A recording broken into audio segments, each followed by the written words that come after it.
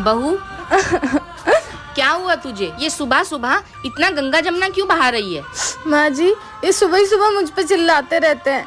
मेरी गलती नहीं भी होती फिर भी मुझे डांटते हैं। गलती है तेरी और तेरी ही गलती है। पर माँ जी, मेरी क्या गलती है? गलती तेरी ये है कि तू सामने से कुछ बोलती नहीं। तेरी माँ ने तुझे कुछ सिखाया नहीं है, बस पैदा किया, पढ़ाया लिखाया और बड़े करके शादी कर दी। बोलना चालना तो कुछ सिखाया नहीं है तुझे। पर माँ जी, मैं इन्हें कैसे बोलूँगी? मुंह से बोलेगी और कैसे बोलेगी? और ऐसे ही रहा ना तो उसे बोलने की आदत पड़ जाएगी और तुझे सुनने की। तू पढ़ी लिखी है ना? हाँ जी माँ जी। क्या मतलब तेरा इतना पढ़ा लिखा होने का? आग लगा दे इन सारी डिग्रियों को। तेरे साथ गलत होने पे तू कुछ बोल ही नहीं सकती। माँ जी, मैं नहीं सुनूंगी आज के बाद इनका गलत। मैं बोल दूंगी इनको।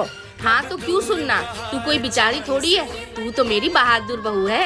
हाँ जी माँ जी।